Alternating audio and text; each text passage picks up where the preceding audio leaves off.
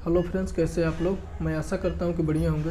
तो फ्रेंड्स, बहुत बड़े हादसे से हम लोग बच गए और ये सिर्फ आप लोगों के दुआओं के कारण हुआ। फ्रेंड्स, अभी मैं अपने माताजी को लेकर के यहाँ पे दिखाऊं तो गोरखपुर में हूँ और मैं कम्युनिटी पोस्ट किया था तो बहुत भाई लोगों ने देखा और कमेंट भी किया था उस पर। और मुझे यकीन है कि सिर्फ ये आप लोगों के दुआओं की वजह से हुआ है। मैं बता रहा हूँ सारी बातें, क्या क्या हुआ था।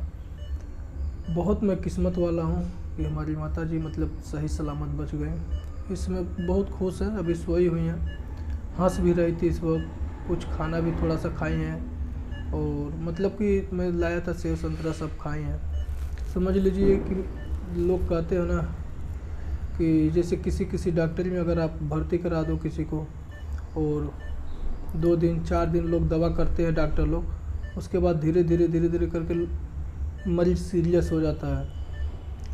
उसके बाद उस डॉक्टर से लोग कहते हैं, डॉक्टर लोग, कि मतलब वही रेफ़र कर देते हैं और बोलते हैं कि लेके जाओ वहाँ पे दिखाओ अपने से बड़े हॉस्पिटल पे।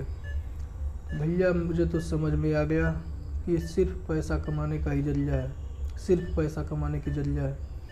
क्योंकि देखिए, जहाँ पे हमारी मम्मी भर्ती थी, और फ्रेंड्स थोड़ा मैनेज करिएगा, मैं बहुत धीरे धीरे बोल रहा हूँ क्योंकि मैं हूँ हॉस्पिटल में। मेरी मम्मी कप्तानगंज एक हॉस्पिटल में भर्ती थी। मैं नाम नहीं बताऊंगा उस हॉस्पिटल की, किसी का भी मैं बुराई नहीं करूंगा और करना भी नहीं चाहिए, इसलिए कि एक बार मेरी मम्मी वहाँ पे ठीक भी हुई है। देखिए फ्रेंड्स, मैं वीडियो में जो भी बोलता हूँ ना, इस बात की पूरी गारंटी लेता हूँ कि चाहे कोई कितना भी छानबीन कर लेना, उसमें 1% का भी गलती नहीं निकाल सकता कि मैंने झूठ बोला है वीडियो में।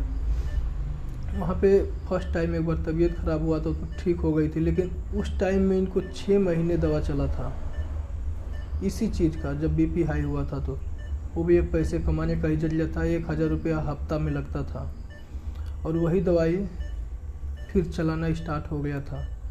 और देखिए, मोटी मोटा अगर बात बताऊँ तो वहाँ पे लोग कहते थे, डॉक्टर लोग, कि एकदम नमक बंद ही कर दो, बीपी हाई हो गया नमक बंद कर दो। और आप लोगों से मैं बताऊं तो यहाँ पे जब मैं लाया मम्मी को, और जब यहाँ पे लाने के बाद ब्लड टेस्ट हुआ, रिपोर्ट आया, तो सच बता रहा हूँ, आप लोगों से भी दिखा भी रहा हूँ कि यहाँ पे ग्लूकोज, नमक का ग्लूकोज चढ़ाया गया। अब समझ लीजिए कि लोग इसीलिए, अब समझ लीजिए आप लोग कि इसीलिए मौत होती है लोगों की। डॉक्टर तो बहुत हैं पर समझदारी नहीं है। समझदारी के बगैर ना बहुत, क्या ही बताऊँ ना, अच्छे अच्छे लोग गुजर जाते हैं। आपको मैं दिखा रहा हूँ, कहाँ रखाई लो, यही में रखाई लो ना ग्लूकोज वाला। यहाँ पे देखिए,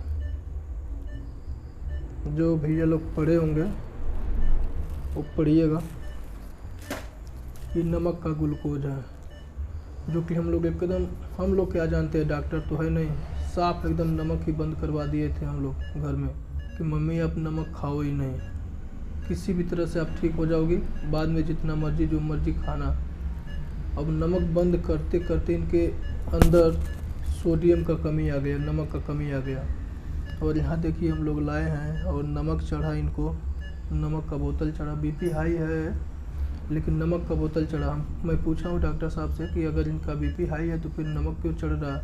वो बोले कि ज़रूरी नहीं कि बस नमक से ही बीपी हाई होता है, बीपी हाई होने का कई कारण होती है, लेकिन इस वक्त फ़िलहाल में इनके अंदर नमक का कमी है, सोडियम का कमी है, तो पहले मैं ये बोतल चढ़ाऊँगा। और देखिए, चढ़ाए हैं और तभी से मेरी माँ सही है, अच्छी हैं, खाना भी खाई हैं, हम लोगों से हंस हंस के बातें भी की हैं। मैं भी सुलाया हूँ, सुलाने के बाद ये वीडियो शूट कर रहा हूँ फ्रेंड्स।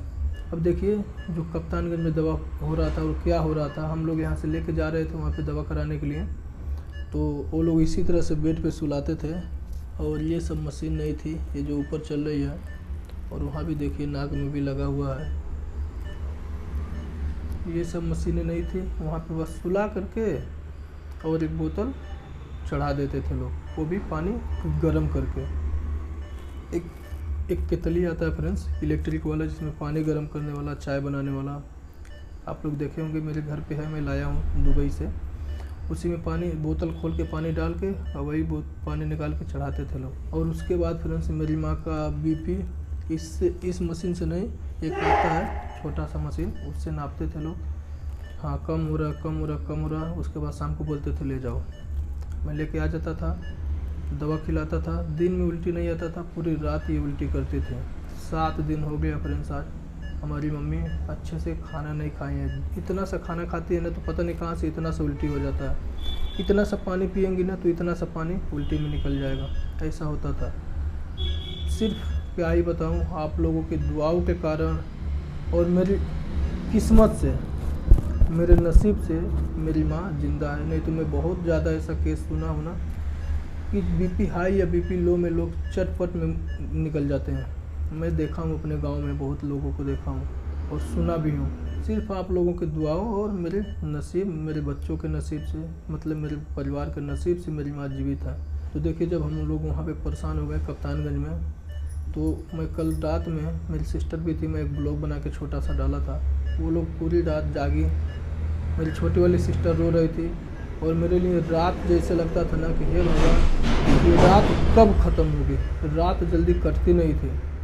रात कटी, सुबह मैं लेकर यहाँ पे चला आया। यहाँ पे आया तो तुरंत पता नहीं कौन सा सुई हुई लोग लगाए, थोड़ी सी माँ मतलब अच्छा होने लगी। मुझे यकीन होने लगा, लगता सही है। जब से ग्लूकोज चढ़ा है ना, ऐसे ये भी ग्लूकोज चढ़ा है, लेकिन जब ब्लड का रिपोर्ट आया तो इसको छोड़ करके, आधा चढ़ा था आधा पे छोड़ करके ये नमक वाला ग्लूकोज चढ़ा। उसके बाद से हमारी माँ एकदम सही है। अब बताइए कितना बड़ा मिस्टेक है। वहाँ पे जो भी दवा मैं यहाँ पे लेकर आया था ना, उस दवा को ये डॉक्टर लोग बोले कि ये फेंक दो, किसी काम का नहीं है, ये तो और आदमी को मार देगा। हम लोगों का शरीर जैसा है, हम लोग भी नहीं बर्दाश्त कर पाएंगे इतना हार्ड दवाई। बताइए कैसे मेरी माँ जीवित थी, बस हमारी किस्मत से। बस क्या ही कर सकता हूँ, ऊपर वाले जाने। तो यही बात थी फ्रेंड्स, इसीलिए मैं बोल रहा था ऐसे ही लोग मर जाते हैं।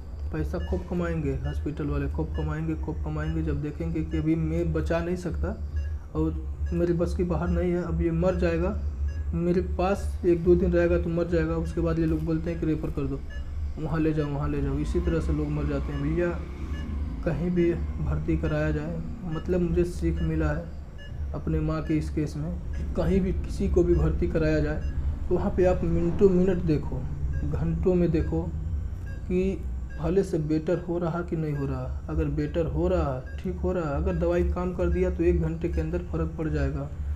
अगर दवाई नहीं काम किया, थोड़ा सा भी अगर बिगड़ रहा तबीयत ना, तो आप वहाँ से सीधे लेके भाग जाओ।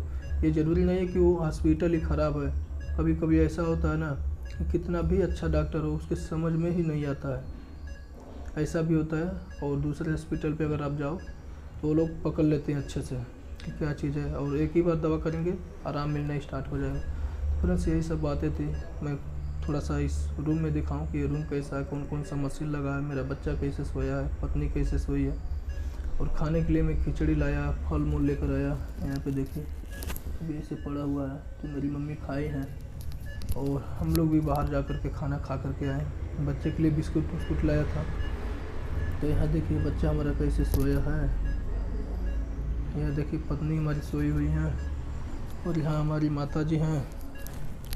ये सब लोग सो गए, उसके बाद मैं वीडियो बना रहा हूँ।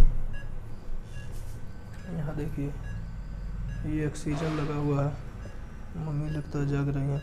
ये देखिए नाक में ऑक्सीजन लगा हुआ है फ्रेंड्स। और ये बीपी चेक करने का मशीन है जो कि एकदम बता रहा है। इनके अंगूठे में भी एक लगा हुआ है। और यहाँ आप बीपी देख सकते हैं 125, एकदम नॉर्मल है, जितना नॉर्मल इंसान को होना चाहिए। मतलब 20 ही बताते हैं ना, 20-25 यही होता है नॉर्मल इंसान का। तो अभी भी मेरी माँ पूरी तरह से स्वस्थ नहीं है, लेकिन हाँ इनके बोलने से मुझे पता चल रहा कि भी पहले से ना 60% ज़्यादा बेटर हो गई हैं। कल देखते हैं क्या होता है। कल तो ये डॉक्टर साहब बोले हैं कि अगर इसी तरह से आराम मिलता जाएगा तो कल मैं सुबह में छुट्टी कर दूंगा। देखिए फ्रेंड्स पैसा तो ज़्यादा लग रहा है, लेकिन उसका मुझे कोई भी फिक्र नहीं है। मेरा एक जीवन बीमा था, उसको मैं तोड़ दिया हूँ और वो पैसा मेरा इतना अच्छा टाइम पे आ गया कि किसी से पैसा भी लेने की ज़रूरत नहीं पड़ी और उसी से मेरा काम चल गया। दवाई करा लिया हूँ और जो भी लगेगा मतलब कि पूरा दवाई हो जाएगा, हमारी मम्मी का अच्छे से हो जाएगा।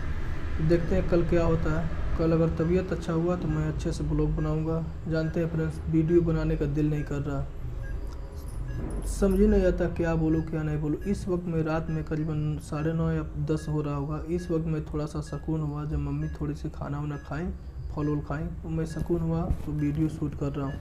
आज अपलोड कर दूँगा, पर हो सकता है कि मैं कल सुबह में या दोपहर में इस वीडियो को पब्लिश करूँगा। चलिए ठीक है फ्रेंड्स, वीडियो क्लोज करता हूँ। आप लोगों को दिल से धन्यवाद। आप लोगों ने हमारी माता के लिए बहुत ज़्यादा दुआ मांगी ऊपर वाले से, उसके लिए मैं आप लोगों का हमेशा आभारी रहूँगा।